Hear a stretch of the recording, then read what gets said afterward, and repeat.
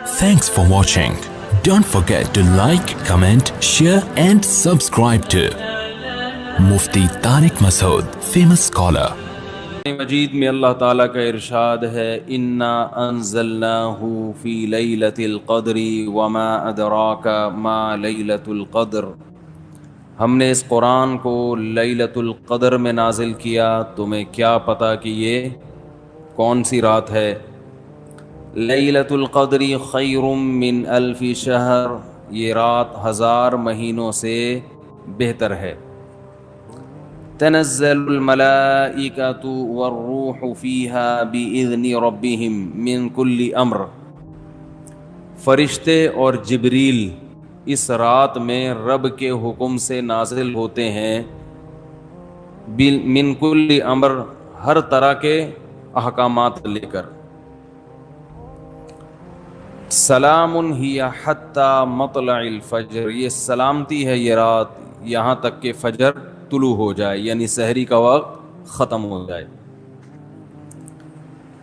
اس بارے میں ایک چیز تو لوگ بہت زیادہ جو پوچھتے ہیں کہ لیلۃ القدر تو ہر ملک میں الگ الگ ہوتی ہے، آج یہاں 27ویں ہے، سعودیہ میں کیا ہے 28ویں۔ تو اس بارے میں خوب سمجھ لیں کہ جتنی عبادتیں شریعت نے ہمیں دی ہیں اور ان کے وقتوں کے جو فضائل بیان کیے ہیں وہ ہر ملک کے اسی حساب سے ہوں گے۔ اللہ نے حکم دیا اقیم الصلاۃ لدلوک الشمس، سورج کے ڈھلکتے ہوئے نماز پڑھو، سورج طلوع ہونے سے پہلے فجر کی نماز۔ تو آپ جہاں نماز پڑھ رہے ہوگے وہاں کا سورج مراد ہوگا یا جاپان کا؟ بولو نا بھائی کیا ہو گیا؟ بھائی جاپان میں ہو تو جاپان میں سورج طلوع ہو رہا ہے، پاکستان میں ہو تو پاکستان میں۔ ابھی جاپان میں تو پتہ نہیں کیا ٹائم ہو رہا ہوگا۔ تو جیسے نمازوں کے اوقات ہر ملک کے اپنے حساب سے ہوتے ہیں، سعودی عرب میں فجر کا ٹائم جب داخل ہوتا ہے تو ہمارے ہاں فجر گزر چکی ہوتی ہے، اشراق کا وقت بھی ختم ہو چکا ہوتا ہے۔ تو اب کوئی کہے کہ میں سعودیہ کے حساب سے چلوں گا، تو سعودیہ میں تو بھائی فجر کی نماز جب آپ ہو رہی ہوتی ہے تو یہاں سورج طلوع، بلکہ یہاں جب فجر ہو رہی ہوتی ہے وہ تو پیچھے ہے نا 2 گھنٹے، ہاں یہاں سورج طلوع ہو چکا ہوتا ہے، وہاں عشاء کی نماز ہوتی ہے، وہاں مغرب کی ہوتی ہے اور یہاں عشاء کی ہو رہی ہوتی ہے۔ تو جیسے نمازوں میں ہر ملک کا اپنا ایک طریقہ ہے، اپنے وقت ہیں، تو ایسے ہی جو سال کی تاریخیں ہیں، عید ہے، بقرعید ہے، یوم عرفہ ہے، لیلۃ القدر ہے، آخری عشرہ ہے، یہ سب اس ملک کے حساب سے ہوگا۔ جیسے جیسے جس ملک میں عشاء کا وقت داخل ہوا تو اللہ نے جو خاص پیکج رکھا ہوا ہے اپنے بندوں کے لیے، وہ پیکج اس ملک کے لیے اسٹارٹ ہو گیا۔ ہر نیکی کا ثواب 1000 گنا بڑھا دیا گیا۔ تو لیلۃ القدر رمضان کے آخری عشرے میں، اور رمضان کے آخری عشرے میں طاق راتوں میں امکان زیادہ، اور 27ویں میں اور بھی زیادہ۔ سمجھ رہے ہیں بات کو؟ اور آج کون سی رات ہے؟ 27ویں رات ہے۔ تو اس بات کا بہت امکان ہے کہ آج کون سی رات ہو؟ لیلۃ القدر۔ اس رات میں جس ملک میں یہ رات ہوگی وہاں فرشتوں کا نزول ہوگا، اور خاص طور پر جبریل علیہ الصلاۃ والسلام کا نزول۔ جیسے پیغمبروں میں سب سے افضل پیغمبر محمد صلی اللہ علیہ وسلم ہیں، تو فرشتوں میں سب سے افضل فرشتے کون سے ہیں؟ جبریل، جن کو اللہ نے روح الامین قرار دیا، مقدس روح۔ روح کیوں کہا؟ روح اس لیے کہا کہ روح جب ہماری باڈی میں ہوتی ہے تو ہماری باڈی زندہ ہوتی ہے، تو جبریل علیہ الصلاۃ والسلام ہماری روح کے لیے، روح کو طاقت بخشنے کا ذریعہ بنتے ہیں، کیونکہ وہ وحی لے کر آئے اور وحی سے ہماری روحانی قوت، بولو نا بھائی، بڑھتی ہے. روحانی قوت کس سے بڑھتی ہے؟ وحی سے. عبادات ہمیں پتہ چلی وحی کے ذریعے, روزے ہمیں پتہ چلے وحی کے ذریعے. یہ آسمان سے کون سارے پیغام زمین پر نبی کے پاس لے کر آیا؟ جبریل علیہ السلام. جبریل نے نبی کو بتایا کہ شہر رمضان الذی انزل فیہ القرآن. اللہ کا کلام جبریل نے لیا اور جبریل علیہ السلام نے ہمارے نبی صلی اللہ علیہ وسلم کے دل پہ یہ کلام نازل کیا. تو ہمیں جو پتہ چلا کہ رمضان میں روزے رکھنے ہیں, یہ ہمیں نبی سے پتہ چلا. اور نبی کو کس سے پتہ چلا؟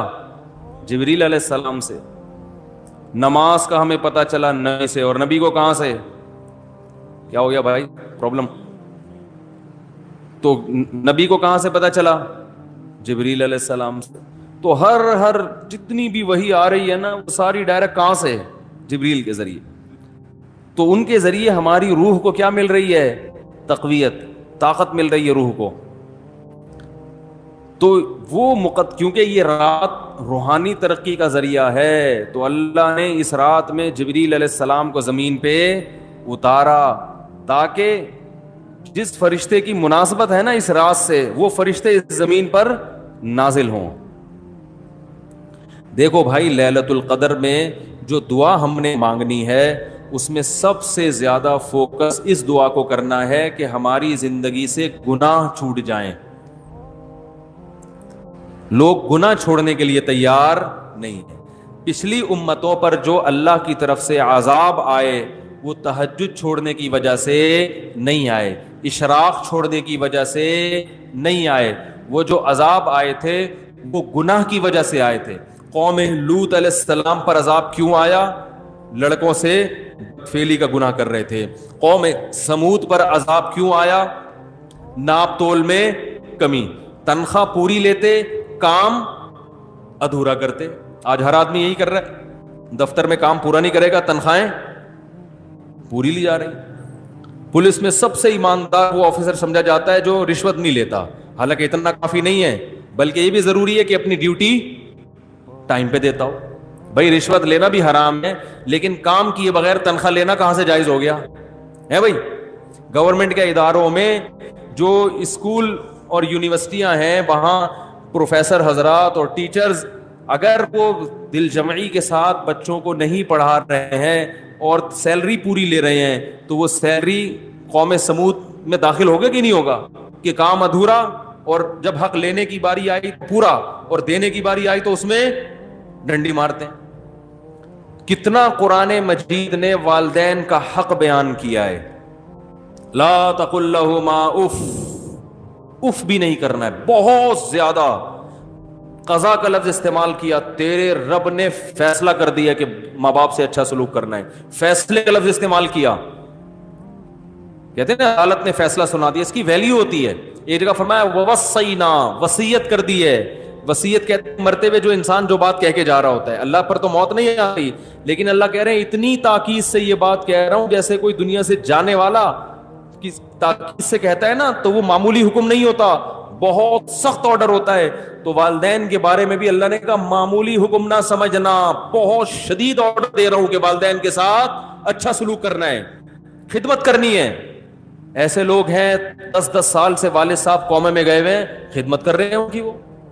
اور ایسے لوگ بھی, میں نے واقعہ سنایا تھا نا پچھلے ہفتے کا, اپنے باپ کو لے کے جا رہے ہیں ہاسپٹل, باپ بول رہا ہے زیادہ, تو ابا کو کہہ رہا ہے ابا چپ کر جاؤ ورنہ عیدی سینٹر میں جمع کرا دوں گا, چپ کر جاؤ ورنہ اولڈ ہوم میں جمع کرا دوں گا. زیادہ نہیں, یہ بہت گھٹیا جملہ ہے, بہت غلیظ جملہ ہے یہ.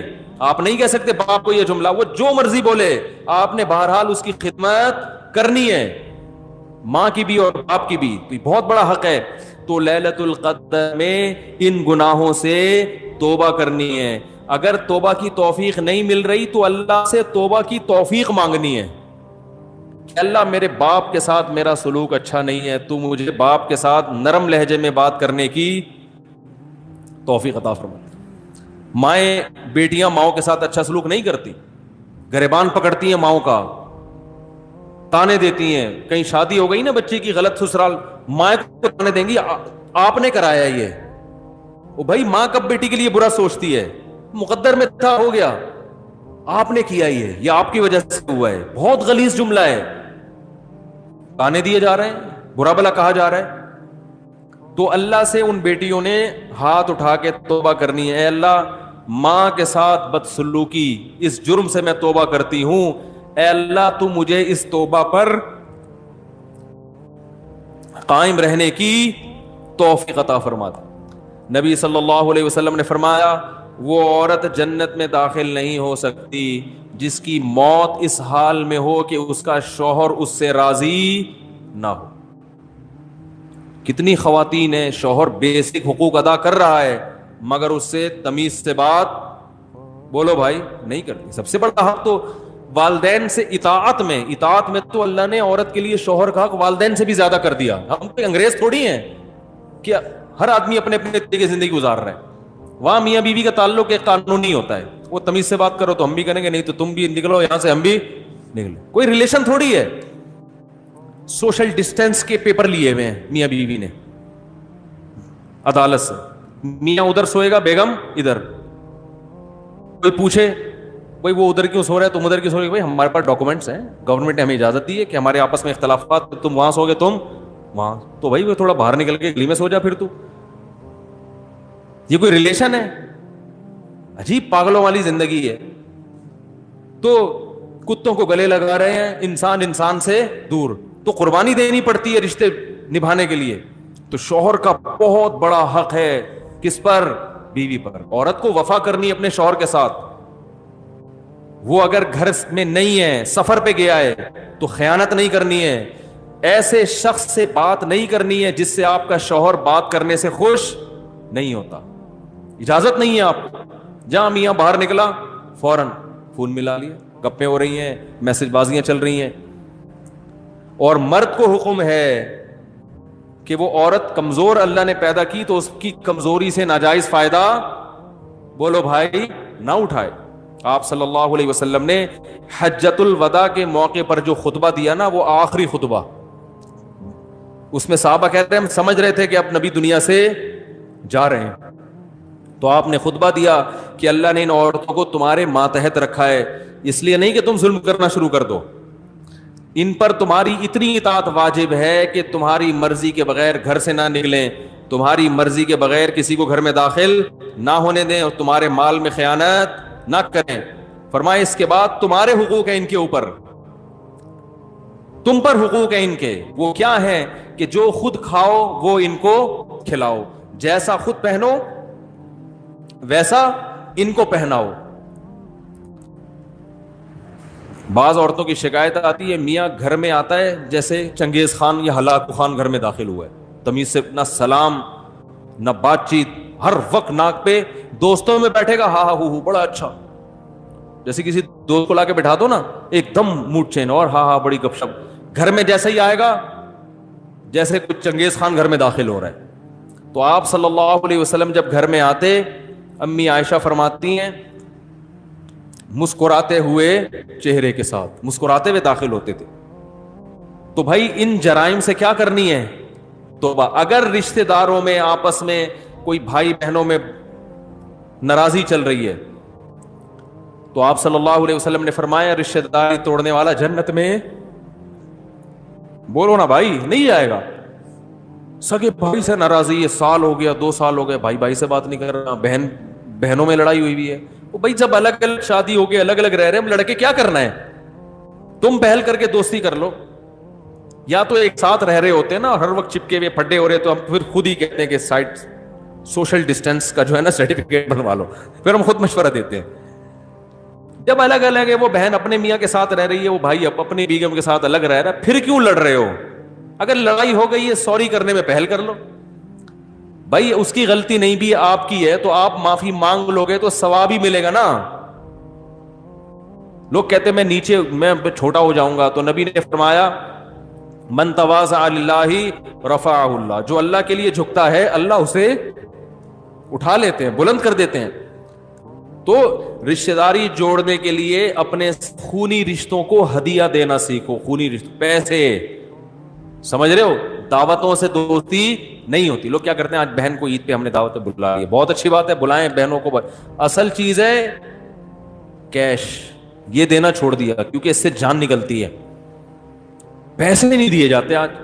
منتیں مانیں گے روزے کی, منتیں مانیں گے نمازوں کی, صدقے کی منتیں مارکیٹ سے شارٹ.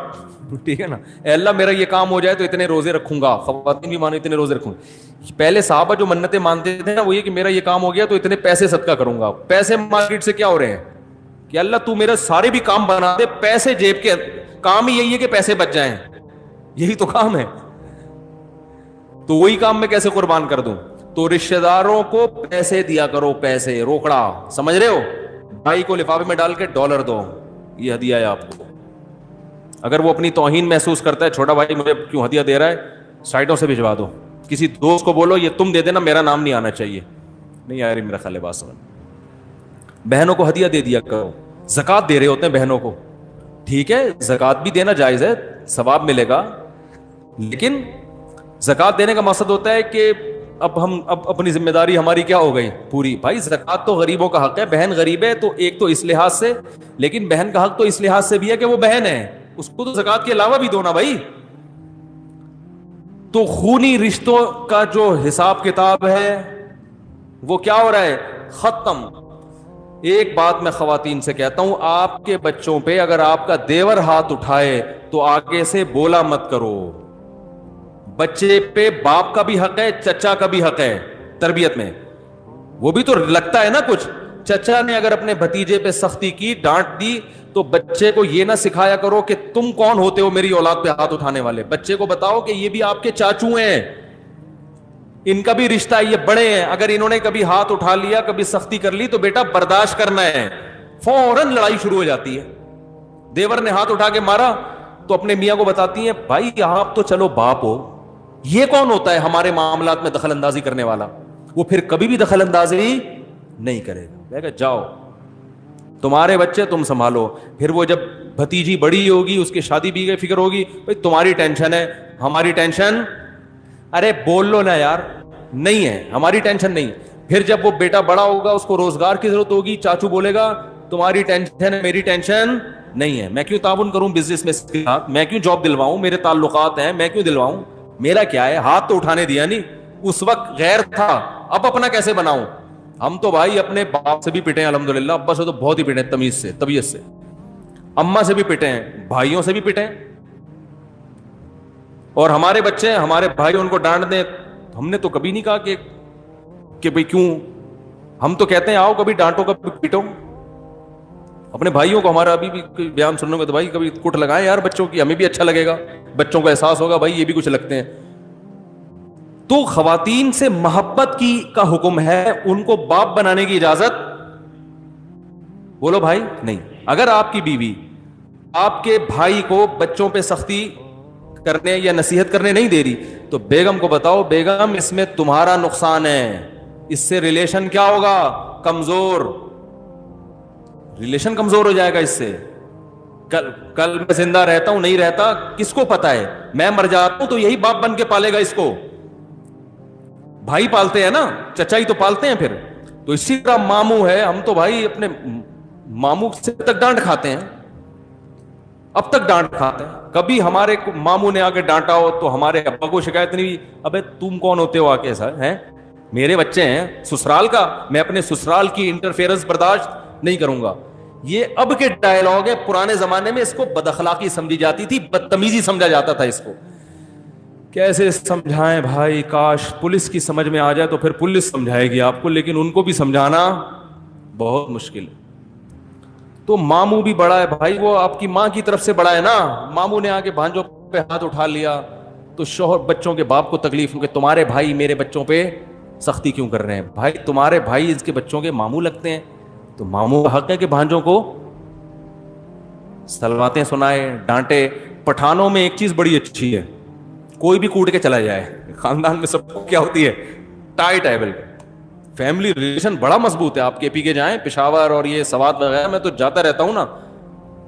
کزن آئے گا نا, وہ کہے گا بچے کھیل رہے ہوں گے نا, کزن بڑا کزن ہے, وہ آ کے بچوں کو چٹکی دکھائے گا, بولے چلو شاباش مغرب کا ٹائم ہو گیا, گھر سارے بچے اس کے بھتیجے بھانجے اپنے بچے سب ایک ہی طرح سے ڈیل کر رہے ہوتے ہیں. وہ نہیں دیکھتے کہ یہ میرا ابا ہے یا چاچا ہے یا تایا ہے یا ماموں ہے. خاندان کا ایک بڑا آئے گا چٹکی بجائے گا, بولے پتلی گلی سے نکلو, سارے چلے جائیں, کیونکہ خاندان کے سارے بڑوں کو باپ جیسا رائٹ ہی حاصل ہے, سارے ننیال کو ماں کے حقوق ہیں اور سارے ددیال کو باپ کے حقوق.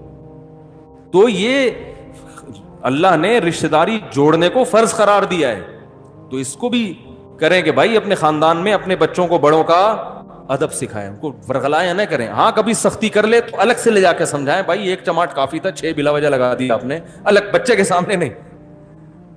ایک تھپڑ تھا, چلو 2 بنتے ہیں, آپ بلا وجہ کوٹے جا رہے اس سے تو بد اخلاق ہو جائے گا, تو سائڈ پہ لے جا کے چھاؤں میں آ کے بھائی ذرا ٹھیک ہے بھائی. بچے کو تو ہم یہی کہیں گے کہ 6 مارے, 6 اور مارنے چاہیے تھی, لیکن آپ تھوڑا سا خیال کرو.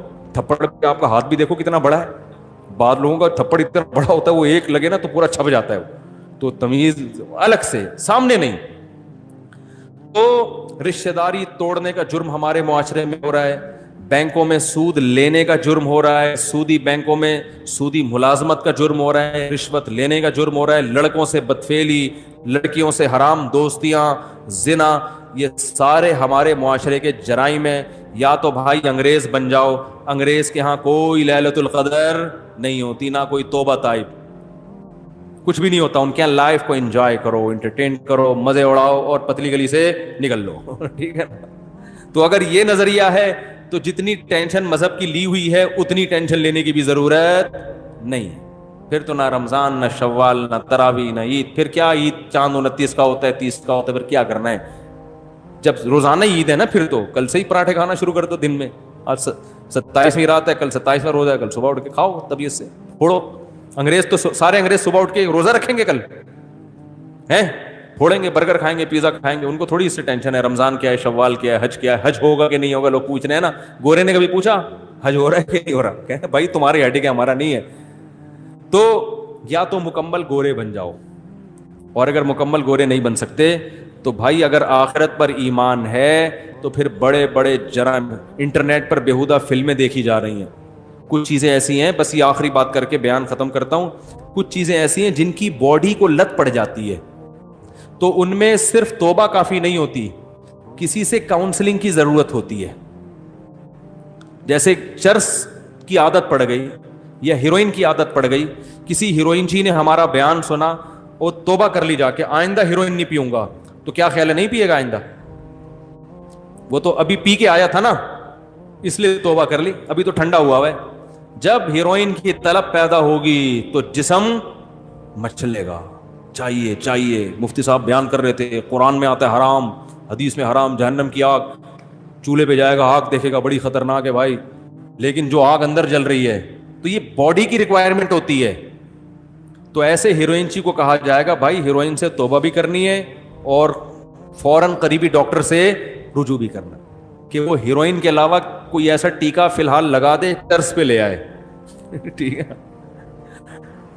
چرس تھوڑی سی خالص چرس پہ لا دے آپ, وہ آہستہ آہستہ آہستہ آہستہ کیا کرے گا, چھڑوائے گا. تو جن لوگوں کو انٹرنیٹ پر فحش فلموں کی عادت پڑ جاتی ہے, یہ عادت باڈی کی ریکوائرمنٹ ہوتی ہے. پھر وہ توبہ کر بھی لیتے ہیں نا تو تھوڑے دنوں میں پھر خیالات, پھر ایک جسم جو ہے نا تڑپنا شروع ہوتا ہے. تو ایسے موقع پہ کسی اللہ والے سے اصلاحی تعلق بھی ضروری, اور میں ایسے نوجوانوں کو کہتا ہوں کسی ماہر نفسیات سے بھی رابطہ کرو جو خود یہ فلمیں نہ دیکھتا ہو, کیونکہ بعض ڈاکٹر خود ہی یہ کام کر رہے ہوتے ہیں, ان کو یہ برائی سمجھتے ہی نہیں ہے اس کو, کہنے کیا ہے نفسیات, انٹرٹین تھوڑا سا, وہ ان کے اپنے انگلش ہوتی ہے ان کی. بعض ڈاکٹر الٹا لوگوں کو الٹے کاموں پہ لگا رہے ہوتے ہیں, کہہ رہے ہیں یار اتنا بھی اسٹریس جو ہے نا لائف میں صحیح نہیں ہے, اسٹریس کو ختم کرنے کے لیے. حالانکہ اس سے اسٹریس ختم نہیں ہوتی, اسٹریس بڑھتی ہے. جیسے کوئی کہے اسٹریس ختم کرنے کے لیے ہیروئن پی لو, پینے کے بعد تو ایسی اسٹریس ختم ہوگی کہ آپ کو لگے گا دنیا میں مجھ سے زیادہ خوش کوئی ہے نہیں, لیکن اسٹریس اس سے بڑھتی ہے, پھر اور مانگے گا اور پھر اسٹریس سے ہی مر جائے گا وہ جا کے. تو ایسے ہی یہ جو فحش چیزیں دیکھی جاتی ہیں یہ اسٹریس کو وقتی طور پہ ختم کرتی ہیں, حقیقت میں یہ اسٹریس کو بڑھاتی ہیں. ایسا آدمی خوش نہیں رہ سکتا. تو کسی کو زنا کی عادت پڑ گئی اور کسی اور طرح سے اپنی خواہش پوری کرنے کی عادت پڑ گئی, انٹرنیٹ پر فحش فلمیں دیکھنے کی عادت پڑ گئی, تو توبہ بھی کرنی ہے اور ساتھ ساتھ علاج کے لیے جسمانی اور روحانی دونوں معالج سے رابطہ بھی کرنا. جسمانی معالج تو ماہر نفسیات ہیں, بہت سے ماہر نفسیات کو اللہ نے بڑی مہارت دی ہوتی ہے, ان سے رابطہ کریں, ملک میں بہت ہیں, کراچی میں بہت ہیں, ان کے پاس جائیں, بولیں بھائی اگر وہ کہنا کوئی فرق نہیں پڑتا, بولو بھائی فرق پڑتا ہے, مجھے یہ بیماری چھڑواؤ, ٹھیک ہے نا, مجھے یہ عادت چھڑوانی ہے, میں آپ کو فیس اسی چیز کی دوں گا, جس دن آپ نے چھڑوا دیا اتنے پیسے آپ کے, لیکن وہ ایڈوانس میں لے لیتے ہیں فیس, تو کچھ خرچ کرو نا اللہ کے لیے. تو ماہر نفسیات کے پاس بھی جائیں اور اللہ والوں سے اصلاحی تعلق بھی قائم کریں. کسی بزرگ سے بیعت ہو, ان کو بتائیں. تو آپ کو ایک نسخہ میں ویسے ہی بتا دیتا ہوں کہ کوئی بزرگ نہیں مل رہے, بزرگ بھی مارکیٹ سے شارٹ چل رہے ہیں آج کل, لوگ کہتے ہیں, حالانکہ ہول سیل کے حساب سے بزرگ موجود ہیں, لیکن کسی بزرگ سے مناسبت ہونے میں ٹائم لگتا ہے. پھر بزرگوں کے پاس رش اتنا ہے کہ وہ نمبر ہی نہیں آتا لوگوں کا کہ وہ آپ کو ٹائم دیں. تو اس میں پھر یہ ہے کہ اگر آپ کے ساتھ کوئی ایسا مسئلہ ہے تو بھائی کچھ علاج میں بتا دیتا ہوں. سب سے پہلا, تبلیغ میں 4 مہینے کے لیے نکل جاؤ. ایسی کی 4 مہینے تو کچھ دیکھنے کو نہیں ملے گا, اس سے نہ دیکھو جیسے گناہ کرنے کی عادت پڑتی ہے کر کے, تو چھوٹنے کی عادت پڑتی ہے چھوڑ کے. کچھ دن دل مچلے گا, جب ایک طویل عرصے تک نہیں دیکھو گے تو پھر دیکھنے کی عادت ختم. کچھ دن تو مچلے گا دل, 4 مہینے کے بعد دل کرے گا بھاگوں یہاں سے میں. لیکن تبلیغ میں ایک ماحول ملتا ہے, بہت دن تک گناہ سے دور رہیں گے تو انشاءاللہ عادت چھوٹ جائے گی. واپس آئے, پھر شیطان نے ورغلا کے گناہ کروا دیا, دوبارہ نکل لو. ایسی کی بولو نا, ایسی کی تیسی, اس لیے کہہ رہا ہوں کہ پھر کاروبار, دکان کا ہر بھاڑ میں جائے کاروبار. پہلے انسان کا بچہ تو بنے آدمی, وہ تھوڑا نقصان کر لو کچھ نہیں ہوتا. پڑھائی اگلے سال ہوئی, کورونا کی وجہ سے اگلے سال ویسے ہی ہو رہی ہے نا, تو ایک اپنی اصلاح کی وجہ سے ہو جائے گی. تھوڑی قربانی دو گے تو بھائی دین آئے گا. تو تبلیغ میں بہت فائدہ ہوتا ہے. ایک کام سمجھ میں آ گیا, یہ ان لوگوں کے لیے جن کو اصلاحی تعلق فی الحال میسر نہ ہو, ورنہ تو اصل تو یہ کسی شیخ سے, بزرگ سے بیعت ہو جاؤ. دوسرا کام یہ کرنا ہے کہ اپنے آپ کو بے لگام نہیں چھوڑنا ہے. آپ نے انٹرنیٹ پر بیہودہ فلمیں, فحش فلمیں دیکھنے سے توبہ کر لی, اور کوئی برائی سے توبہ کر لی, توبہ تو لازمی کرو, صحیح ہے نا, پکی ڈھکی توبہ. لیکن ایک ارادہ کرنا ہے کہ آئندہ مجھ سے اگر شیطان نے گناہ کروایا تو یہ گناہ فری میں نہیں پڑے گا. اپنے آپ کو بولو اس کی تمہیں قیمت, بولتے کیوں نہیں, دینی پڑے گی. اور قیمت اپنے جسم کو نقصان پہنچا کے بھی, اور اپنے آپ کو مالی نقصان بھی پہنچانا. سمجھ میں نہیں آ رہی بات؟ پینلٹی لگے گی بھائی, جرمانہ ہوگا. اب وہ ہر آدمی اپنی تنخواہ کے حساب سے, آپ کی تنخواہ 1 لاکھ ہے, 10,000 20,000, اور خرچے بھی دیکھو نا. پتہ چلا جرمانہ اتنا دے دیا کہ کھانے کے لیے گھر میں روٹی ہے نہیں, فلمیں ہی دیکھ رہے سارا دن بیٹھ کے, اب کوئی کرنے دھرنے کا کام ہے ہی نہیں. اتنا زیادہ جرمانہ نہ ہو کہ بچے متاثر ہوں, ان کی فیسیں ہی نہیں جا رہی, یا کوئی چھڑے چھاٹوں میں, یہ کنواروں میں زیادہ ان کے تو فیسوں کے مسئلے نہیں ہوتے, یہ زیادہ بیماری چھڑے چھاٹوں میں ہوتی ہے. اور جس چھڑے چھاٹ نے بیماری چھوڑی نہیں نا, کم وقت شادی کے بعد چھوڑتا نہیں ہے, پھر وہ دنیا چھوڑ دے گا, یہ بیوی چھوڑ دے گا, یہ بیماری نہیں چھوڑتا وہ. تو اپنے علاج کی فکر کرو, ورنہ قبر میں بھی یہی دل چاہے گا جن کو یہ لت پڑ جاتی ہے. تو کیا کرنا ہے, اپنے آپ کو سزا دینی, مالی بھی اور جسمانی بھی. جسمانی سزا, روزہ رکھ لے انسان, بھوکا پیاسا رکھے, صحیح ہے. یا روزہ نہیں رکھ سکتا, بھائی اگر مجھ سے یہ گناہ ہوا تو میں 24 گھنٹے کے اندر 50 رکعتیں, یہ 100 رکعتیں نوافل کے پڑھوں گا. وہ اتنے زیادہ بھی سزا نہ ہو کہ پڑھنا ہی مشکل ہو جائے, اتنی ہلکی بھی نہ ہو کہ سزا کا عنصر اس میں سے ختم ہو جائے. تو اصلاحی تعلق میں فائدہ ہوتا ہے کہ ہر بزرگ ہر ایک کے حالات دیکھ کر اس کے لیے خود سزا تجویز کرتے ہیں کہ آپ کی تنخواہ اتنی, آپ کم از کم اتنے پیسے صدقہ کرو. اب آپ نے اگر کہا کہ 5 روپے صدقہ کروں گا اگر مجھ سے گناہ ہوا, تو آپ کہو گے دیکھتے رہو, شام کو 100 روپے دے دوں گا, کیا جا رہا ہے 100 روپے میں. اور آپ نے کہا 5 لاکھ صدقہ کروں گا, تو بس ایک ہی دفعہ ہوگا صدقہ, اس کے بعد دوبارہ گناہ تو ہوگا, صدقہ نہیں ہوگا. تو وہ اپنے حالات دیکھ کر, نہ اتنا تگڑا جرمانہ ہو. بھائی لائف جا رہا ہے بیان, کتنے لوگ ہیں, چلو اچھی بات ہے, یہ کام کی بات ہے نا, لوگوں سنیں. 5,000 روپے آپ نے اپنے اوپر متعین کر لیے کہ میں صدقہ کروں گا. ایک نارمل تنخواہ والے کے لیے یہ ٹھیک ہے. پھر یہ بھی دیکھنا ہے کہ یہ گناہ بار بار ہوگا تو بار بار صدقہ کرنا ہے. تو اتنی کیونکہ ایک دم سے نہیں چھوٹتی یہ چیزیں, حوصلے والے لوگ تو ہیں کہ چھوڑا تو بس چھوڑ دیا, لیکن ایسے حوصلے والے مارکیٹ میں شارٹ ہے نا. اصل تو حوصلہ یہ چھوڑ دیا تو چھوڑ دیا, ایسے تیسے مر جائیں گے نا, کوئی بات نہیں, مر جائیں. جگر مراد آبادی شراب سے توبہ کی تھی تو بیمار ہو گئے, مرنے لگے, تو ڈاکٹروں نے کہا, حکیموں نے کہا کہ تھوڑی سی پی لیں. انہوں نے کہا مر جائیں گے نا تو کیا ہو گیا بھائی, جنت میں چلے جائیں گے. جب شراب سے توبہ جنت میں جانے کے لیے تو کی ہے, تو مر گئے تو اور کیا چاہیے. لیکن ایسا اسٹیمنا یہ جگر کا ہو سکتا ہے, جس کے جگر نہیں ہے ہر ایک کے پاس ایسا جگر ہوتا نہیں. تو اصل تو یہ ہے, نہیں چھوٹ رہا تو بھائی فری شیطان کو بے لگام نہ کر دو, سزا دو. جیسے ہی گناہ ہوگا 2 رکعت توبہ کے ساتھ گڑ گڑانا بھی ہے کہ اللہ ہو گیا اب نہیں کروں گا. صحیح ہے نا.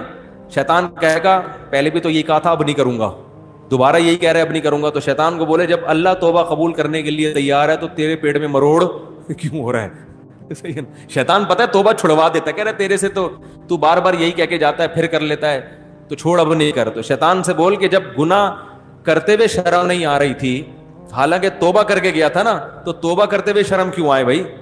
شرم تو گناہ کرتے ہوئے آنی چاہیے تھی کہ ابھی توبہ کر کے گیا ہوں پھر گناہ کر رہا ہوں. کرتے ہوئے شرم نہیں آ رہی, گناہ کرتے ہوئے, توبہ کرتے ہوئے شیطان جو ہے نا آپ کو شرمیلا بنانے کی کوشش کر رہا ہے. تو کیا کرنا ہے, گناہ ہو جائے تو فوراً سب سے پہلے تو 2 رکعت پڑھ کے اللہ سے معافی مانگ کے توبہ, اور فوراً اپنے اوپر جو آپ نے پہلے سے سوچا ہوا تھا, اس وقت نہیں سوچنا, پہلے سے سوچا ہوا تھا اگر یہ گناہ ہو گیا تو اتنے پیسے صدقہ کروں گا, یا نہیں اتنے پیسے بھی اور اتنے روزے بھی, یا اتنی نمازیں, جسمانی سزا میں نماز یا روزہ, اور مالی سزا میں پیسے. بعض لوگوں کی طبیعت میں سخاوت ہوتی ہے, وہ گناہ کرتے ہیں وہ پورے پیسے ہی اڑا دیتے ہیں, ان پہ پھر اس کا اثر نہیں ہوتا. لہذا ہم دونوں سزائیں بتاتے ہیں کہ جسمانی بھی ہو اور مالی بھی ہو. سمجھتے ہیں کہ نہیں سمجھتے ہیں؟ تو یہ پھر خود سے متعین کرنا ہے. اس سے کیا ہوگا کہ چپت پڑنا جب شروع ہوگی, کہتے ہیں نا آئینہ بنتا ہے رگڑے لاکھ جب کھاتا ہے دل, کچھ نہ پوچھو دل بڑی مشکل سے بن پاتا ہے دل. دل کے جب رگڑے لگتے ہیں تو آہستہ آہستہ چمک پیدا ہونا شروع. تو گناہ کے بعد جب سزا ملے گی تو پھر اگلی دفعہ گناہ کرتے ہوئے خیال آئے گا کہ یار جیب سے پیسے نکلیں گے, سوچ لے تو سارے پیسے اسی میں اڑانے ہیں کیا.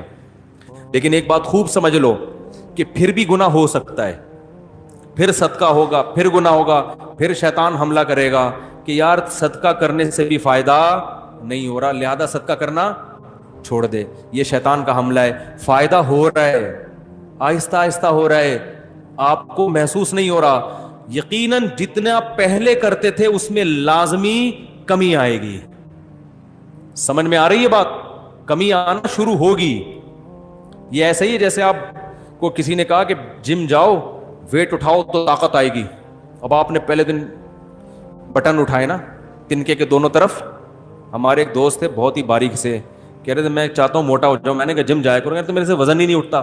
میں نے کہا لائٹ ویٹ اٹھا لو یار, 5-5 kg اٹھا لو. کہہ رہے نہیں 5-5 kg. میں نے کہا 2.5 kg اٹھا لو. وہ واقعی بہت باریک تھے. کہہ رہے وہ بھی نہیں اٹھتا. میں نے کہا ایک تنکا لو, ایک طرف بٹن لگاؤ, ادھر بھی بٹن لگاؤ, ادھر بھی بٹن, وہ اٹھاؤ, یہ تو اٹھ جائے گا نا. میں نے کہا خود یہ بٹن اٹھائے ہوئے کہ نہیں اٹھائے ہوئے؟ کہہ رہے یہ تو آپ مذاق کر رہے ہو. میں نے کہا آپ کون سا, آپ بھی تو مذاق ہی کر رہے ہو بھائی. کوئی تو ایک حد ایسی ہوگی جہاں ویٹ آپ سے اٹھے گا. تو یہ بٹن اٹھاؤ تنکے سے, پھر 2 بٹن لگا دو, پھر ویسٹ کوٹ کے بٹن بڑے والے لا کے لگا دو. ایک دن آئے گا انشاءاللہ بٹن کی جگہ لوہے کی پلیٹیں آ جائیں گی. تو یہ کیوں ہے؟ فائدہ ہوتا ہے, نظر نہیں. آہستہ آہستہ اسٹیمنا بڑھتا ہے. باڈی بلڈر پہلے دن اگر دیکھے گا کچھ بھی نہیں ہے, 1 سال کے بعد دیکھے گا بولے گا بھائی پہلے تو ایسے نہیں تھے.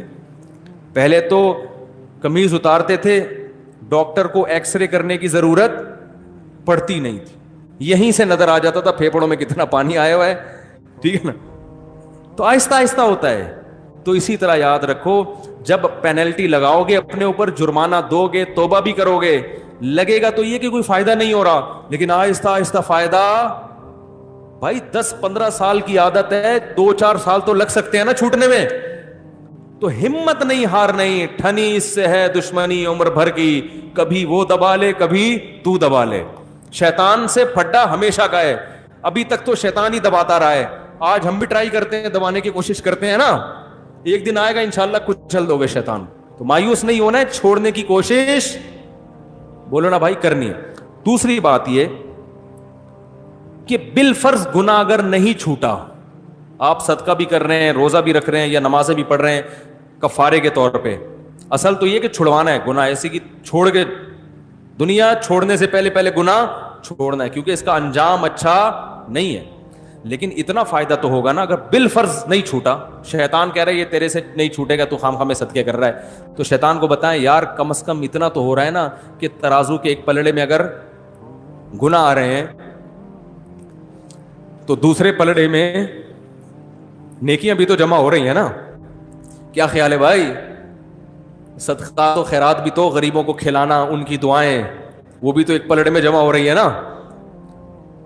تو اصل تو یہی ہے کہ گناہ سے تو بہرحال بچنا ہی بچنا ہے. ایک گناہ بھی عذاب جان بن سکتا ہے, لیکن شاید قیامت کے دن اللہ کی رحمت ہو جائے, اللہ کہیں یہ تیرے گناہ ہیں لیکن فلاں موقع پہ تو نے روزہ رکھا تھا, فلاں موقع پہ تو نے نماز پڑھی تھی, تیرا دل نہیں چاہ رہا تھا, نفس کو مار کے تو نے نماز پڑھی تھی سزا کے طور پر, یا تو نے صدقہ کیا تھا حالانکہ تیرا پیسہ خرچ کرنے کا دل نہیں چاہ رہا تھا, تو اس نیکی کا ہو سکتا ہے وزن آپ کے گناہوں کے وزن سے زیادہ ہو جائے. نہیں آ رہی بات؟